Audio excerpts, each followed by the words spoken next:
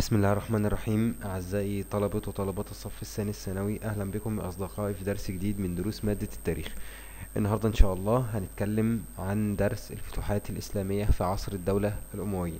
كمان مرة، الفتوحات الإسلامية في عصر الدولة الأموية. أنا عايز نبدأ حصتنا النهاردة أو درسنا النهاردة إن احنا نفرق ما بين الفتوحات الإسلامية في عصر الخلفاء الراشدين الحصة اللي فاتت، والفتوحات الإسلامية في عصر الدولة الأموية بتاعت النهاردة، والفتوحات الإسلامية في عصر الدولة العباسية إن شاء الله هناخدها بعد كده. يعني ايه نهتم أو نفرق ما بين الثلاث عصور المختلفة دول، ونهتم أو نركز على الفتوحات في كل عصر. النهاردة زي ما قلت لحضراتكم هنتكلم عن الفتوحات الإسلامية في عصر الدولة الأموية. الدولة الأموية احنا عارفين طبعا ان الفتوحات الإسلامية توقفت في عصر علي بن أبي طالب بسبب بسبب فتنة مقتل عثمان بن عفان. كمان مرة، الفتوحات الإسلامية، ودي نقطة مهمة جدا، ان الفتوحات الإسلامية توقفت في عهد علي ابن أبي طالب بسبب فتنة مقتل عثمان بن عفان.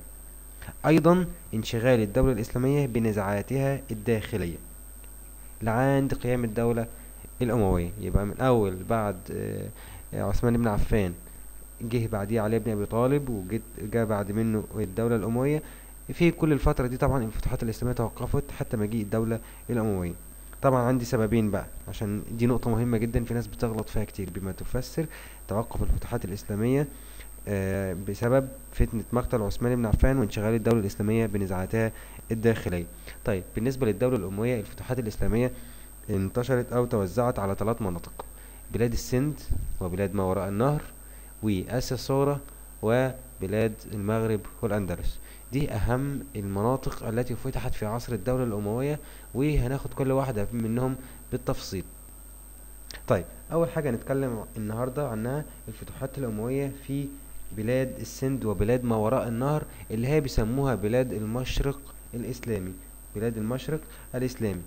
طيب، آه حرص ولاة بني أمية على استكمال الفتوحات التي بدأها الخلفاء الراشدون في بلاد ما وراء النهر، وأقليم طبرستان، وأقليم الجبال. وقد مرت فتوحات بلاد المشرق بمرحلتين: فتوحات بلاد السند وفتوحات بلاد ما وراء النهر. طيب، أول حاجة نتكلم عليها النهاردة فتوحات بلاد السند.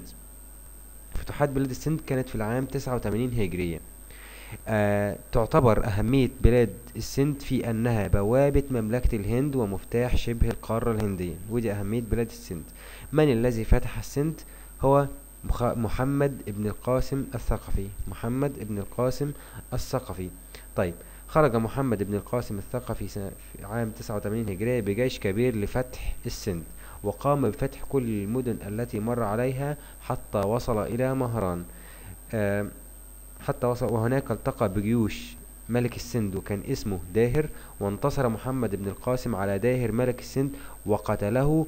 ونتج عن مقتل داهر حاجتين: رقم 1، زحف الجيوش نحو الشمال الشرقي في بلاد السند حتى وصلت إلى مدينة الملتان واستولى عليها بعد مقاومة شديدة.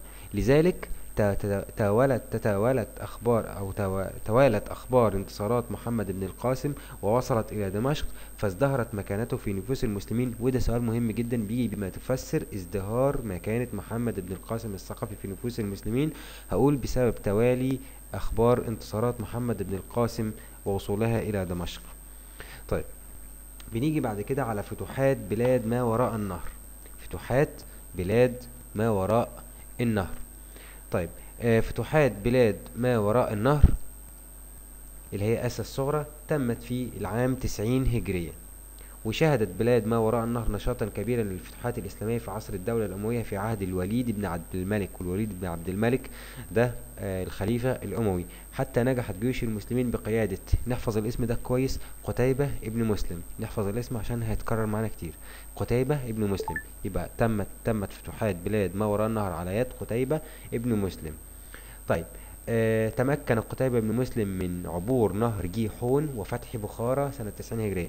نهر جيحون دوت لو بصيتوا في الخريطة، كل البلاد الواقعة خلف نهر جيحون دي بسميها بلاد ما وراء النهر. طيب عمل ايه تاني قتيبة بن مسلم؟ مصالحة اهل الصغد على الجزية. ايه تاني؟ فتح خوارزم سنة 93 هجرية. ايضا وصل الى كاشغر، وبذلك طرقت جيوش بلاد الصين من الجهة الغربية، مما دفع ملك الصين على طلب الصلح معه تجنبا للصدام مع المسلمين. وده ايضا سؤال مهم لما يجي يقول لي بما تفسر طلب ملك الصين الصلح مع المسلمين، هقول تجنبا للصدام ايه معه. طيب في اسم تاني تمكن او ليه بصمة في فتوحات بلاد ما وراء النهر، وهو يزيد ابن المهلب. يزيد ابن المهلب. استطاع يزيد ابن المهلب الوصول الى مدينة طبرستان، وصالح المسلمين اهلها او صالح اهلها. طيب ده بالنسبة لفتوحات بلاد ما وراء النهر وفتوحات بلاد السند. بنخش بعد كده على الفتوحات الأموية في آسيا الصغرى اللي هي بلاد الروم.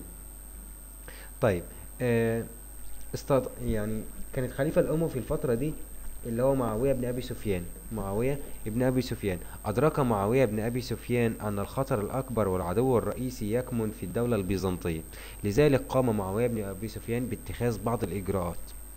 ما هي الإجراءات اللي اتخذها معاوية بن أبي سفيان؟ رقم واحد، تحصين مناطق الحدود مع البيزنطيين التي عرفت بعد كده باسم إقليم الثغور والعواصم. اتنين، ترميم الموانئ والقلاع على ساحل البحر المتوسط. كما أنشأ ما عرف بنظام الصوائف والشواتي. نظام الصوائف والشواتي هو نظام حربي أنشأه معاوية بن أبي سفيان لاستطلاع بلاد العدو، ودي بتيجي أكمل من الذي قام بإنشاء ما عرف بنظام الصوائف والشواتي. فطبعا كلنا عارفين معاوية بن أبي سفيان. طيب لم تستطع الدولة الأموية فتح القسطنطينية أو فتح مدينة القسطنطينية لعدة أسباب. إيه الأسباب دي؟ رقم واحد، غزارة المطر والبرد القارس في الشتاء وتفشي الأمراض مثل الجدري. كما أن البيزنطيين أيضا استعملوا النار الإغريقية في إشعال المراكب والسلاسل الحديدية الضخمة الحاجزة بين ميناء القسطنطينية وبين شاطئ الآسيوي، وإغلاقها في حالة الحرب طبعا. أيضا هناك موقع القسطنطينية المتميز بسبب وجود الأسوار الداخلية والخارجية الضخمة المزودة بالأبراج ومراقبة أبراج المراقبة. طبعا مهمة أبراج المراقبة لعبت دورا في كشف التحركات المعادية وإبطال عنصر المفاجأة في الحرب. بعد كده في عندي الفتوحات الأموية في الغرب الإسلامي. الفتوحات الإسلامية في الغرب الإسلامي. مرت الفتوحات الإسلامية في الغرب الإسلامي بثلاث مراحل زي ما هو واضح قدامكم. المرحلة الأولى الحملات الاستطلاعية. المرحلة الثانية تواجد الإسلام في بلاد المغرب. والمرحلة الأخيرة وهي مرحلة الاستقرار وقيام الدولة.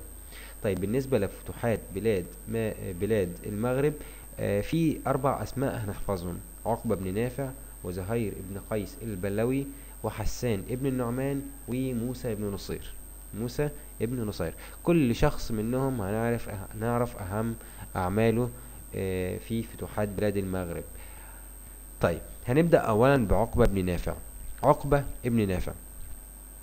عقبة بن نافع قاد في عهد معاوية بن أبي سفيان جيوش المسلمين إلى برقة، وخاض معارك عنيفة مع قبائل البربر حتى وصل إلى ساحل المحيط الأطلسي. وأثناء عودته اللي حصل إلى القيروان حدثت معركة تهودة. معركة تهودة كانت الأطراف ما بين المسلمين بقيادة عقبة بن نافع ضد البربر البرانس بقيادة شخص يدعى كسيلة.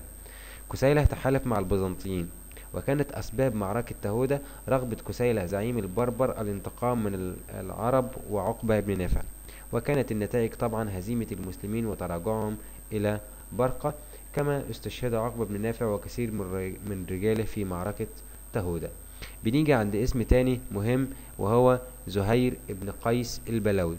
زهير بن قيس البلوي يعني أعماله مش مكتوبة عندكم كتير في الكتاب، لكن هنعرف ان زهير بن قيس البلوي قاد مقاومة المسلمين في الغرب ضد البربر، واستطاع القضاء على كسيلة في معركة دارت بينهم سنة 64 هجرية. نيجي عند اسم مهم جدا في فتوحات بلاد ما وراء بلاد المغرب، وهو حسان بن النعمان. حسان بن النعمان آه، أهم أعماله طبعا طرد الروم وإنشاء ميناء تونس شرق قرطاجنة ليكون قاعدة بحرية لمقاومة الخطر البيزنطي، وتزويد قرطاجنة بدار صناعة لبناء الأساطيل، واستعان طبعا بأقباط مصر. طيب، في سؤال مهم: بما تفسر إنشاء ميناء تونس؟ هقول ليكون قاعدة بحرية لمقاومة الخطر البيزنطي. تيجي أكمل. تزود حسان بن النعمان قرطاجنة بدار لصناعة، أقول طبعا لبناء الأساطيل، واستعان بمين؟ بأقباط مصر، فأصبحت بذلك أفريقيا مركزا بحريا يخرج من الأساطيل. القضاء على البربر البطر. البربر البطر طبعا بعد أن استطاع حسان في القضاء على البيزنطيين والبربر البرانس، اتجه إلى البربر البطر، وقد تزعمتهم امرأة تسمى داهية، وكانت تلقب بالكهنة، ودارت معركة بين الطرفين في جبال أوراس، وانتهت بهزيمة حسان وانسحابه إلى برقة. وصل إلى حسان بن النعمان المدد من الخليفة عبد الملك بن مروان، فانتهز فرصة استغاثة الروم والبربر به ليخلصهم من بطش الكهنة التي أمرت أتباعها بتخريب أفريقيا وإعادة البلاد إلى طبيعتها الأولى وهي الرعي، فخرج في جيش ضخم للقائها، ثم دارت بينهم معركة فاصلة عند بئر الكاهنة، فترتب على معركة بئر الكاهنة رقم 1 انتصار المسلمين وقتل الكاهنة وهزيمة جيشها، وانتشر الإسلام في أفريقيا، وعودة حسان إلى القيروان، وتعيين موسى بن نصير واليا على أفريقيا، وأسند إليه بقيادة الجيش الإسلامي بها. طيب، من هو موسى بن نصير؟ موسى بن نصير طبعا هو كان والي أفريقيا، عينه حسان ابن النعمان. طبعا موسى بن نصير قام ببعض الإجراءات التأديبية للبربر في منطقة حصينة بتونس بعد أن فشلت سياسات اللين معهم. واصل موسى بن نصير زحفه إلى طنجة، وعين طارق بن زياد واليا على طنجة. طيب، استقر الحكم الإسلامي ببلاد المغرب في ولاية موسى بن نصير، وسكنت القبائل العربية في المغرب الإسلامي. لم يقتصر موسى على الفتوحات، بل عمل على تقوية أسطوله في ميناء تونس التي أصبحت مركزا بعد ذلك للأسطول الإسلامي، وكان يخرج منها سلسلة من العمليات العسكرية.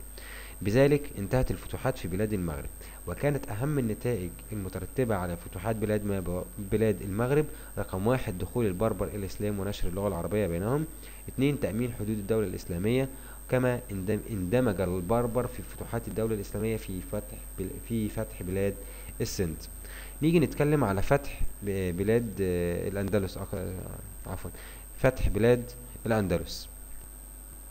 طيب، لما نيجي نتكلم عن فتح بلاد الأندلس، هنقول إن فتح بلاد الأندلس طبعا في أوائل القرن السادس الميلادي أغارت قبائل القوط الغربيين، والقوط ده اسمه مهم نحفظه عشان هيكمل معانا كتير القوطيين دول.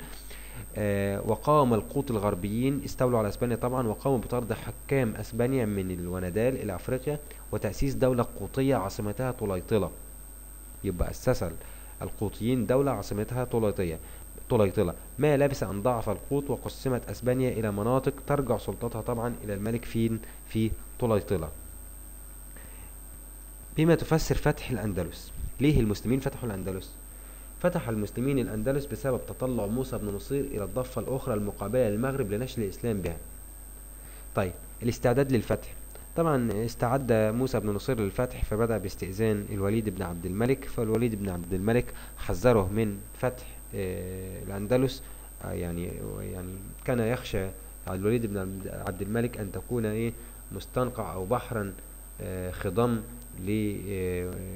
إغراق المسلمين فيه، ولكن طبعا موسى بن نصير طبعا الخليفة، وتم فتح بلاد الأندلس. أولى المعارك أولى المعارك التي بدأت بين المسلمين وبين الأندلس كانت معركة جبل طارق. معركة جبل طارق كانت بين المسلمين بقيادة طارق بن زياد ضد القوط اللي هم حكام الأندلس. عند نزول طارق بن زياد وجيشه إلى سفح جبل الفتح اللي هيسموه بعد كده جبل طارق، لقوا مقاومة عنيفة من القوط، لكن طبعا اضطر المسلمين لتغيير خطط سيرهم والطرق، وقرروا النزول ليلا في مكان صخري وعر، فالتفوا حول جموع القوط وانقضوا عليهم. النتائج طبعا النصر الأول بأرض الأندلس والسيطرة على جبال طارق. معركة تانية مهمة اللي هي معركة شازونة. معركة شازونة المعركة الفاصلة التي حددت مصير الأندلس وانتهت بانتصار المسلمين وهزيمة الجيش القوطي بعد حرب دامت 8 أيام. إتمام فتح الأندلس. بعد أن انتصر المسلمين في معركة شازونة، طبعا عبر موسى بن نصير إلى الأندلس سنة 93 هجرية. ولما نزل موسى بن نصير سلك طريقا غير الذي سلكه طارق بن زياد. احنا كنا قلنا دلوقتي ان طارق بن زياد سلك طريقا وعرا ومليئا بالصخور، لكن موسى بن نصير سلك طريق اخر غير هذا الطريق الذي سلكه طارق بن زياد، وقام بفتح مدن زي اشبيلية وباجة وماردة. ثم وصل الزحف نحو الشمال باتجاه جبال البرتات اللي هي جبال البرانس، واخذت المدن تتساقط في يد موسى بن نصير حتى وصلت الجيوش الإسلامية إلى شاطئ البحر الشمالي عند الحدود الأسبانية الفرنسية. نيجي عند سؤال مهم أو نقطة مهمة. على الرغم من أن الفتوحات الإسلامية في بلاد الأندلس لم يفرض الأمويين سيطرتهم بالكامل على الجزء الشمالي الغربي من الأندلس. إيه السبب في كده؟ بسبب البرودة الجو ووعورة الطريق. لذلك استهان المسلمين بأمر باقي الجيش القوطي وانسحبوا، وعلى أثر هذا الانسحاب تكونت في تلك المنطقة فيما بعد مملكة مسيحية قوية في شمال غرب أسبانيا. ودي سؤال مهم بيجي بما تفسر تأسيس مملكة مسيحية. هقول بسبب طبعا استهانة المسلمين بأمر جنود القوط المنسحبين. طيب، ملامح الحكم الأموي للأندلس. ملامح الحكم الأموي للأندلس.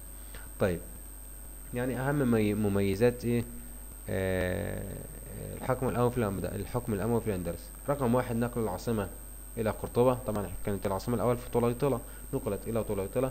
ونشر الإسلام وتعليمه وضرب العملة الإسلامية في عصر الولاة.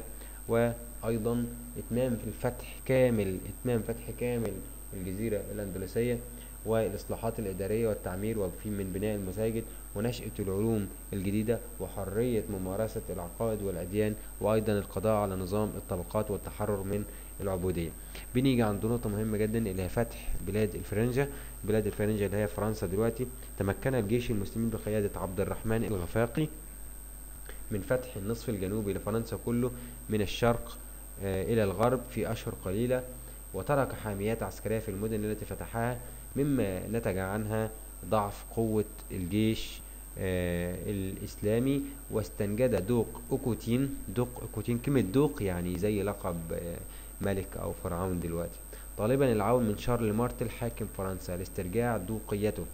فاتحدت القبائل النصرانية من فرنسا وجيرانها بدعم من بابا روما لهم، واستعدوا للقاء عبد الرحمن الغفاقي. عبد الرحمن الغفاقي قاد معركة بين المسلمين وبين جنود أو جيوش الفرنجة في معركة بلاط الشهداء. معركة بلاط الشهداء كان سنة 114 هجرية. طبعا الأسباب المعركة. رقم 1، الأسباب أو الأحداث. الأول هنبدأ بالأحداث. بعد أن وصل جيش المسلمين طبعا إلى مدينتي تور وبواتيه، باغته جيش الفرنجة من السهل الواقع بين المدينتين، ودارت معركة قوية استمرت 10 أيام، وكان النصر في البداية للمسلمين، ثم بعد ذلك كادت الهزيمة تلحق بالفرنجة، وعاد شارل مارتل بجيشه إلى الشمال. وكانت النتائج المترتبة على معركة بلاط الشهداء استشهاد القائد عبد الرحمن الغفاقي وكثير من القيادات الكبيرة، وقرر الجيش الإسلامي الانسحاب، وترتب على ذلك تمكن جيش الفرنجة منهم وانهزم المسلمين. طيب، ما هي الأسباب التي أدت إلى هزيمة المسلمين في بلاط الشهداء؟ رقم 1، تفوق عدد جيش مارتل. 2، اتحاد جيش الفرنجة ودعم البابا لهم ومساعدة دوقية أوكوتين.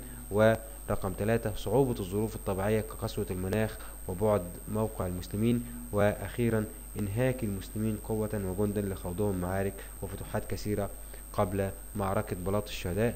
بكده نكون انتهينا من درس الفتوحات الأموية في عصر الفتوحات الإسلامية في عصر الدولة الأموية. أرجو أن أنتم تكونوا استفدتم. شكرا لحسن استماعكم. أي شخص أو أي حد عنده أي سؤال أو أي تعليق ممكن يسيب التعليق بتاعه أسفل الفيديو وأنا هرد عليه مباشرة. شكرا لحسن استماعكم وإلى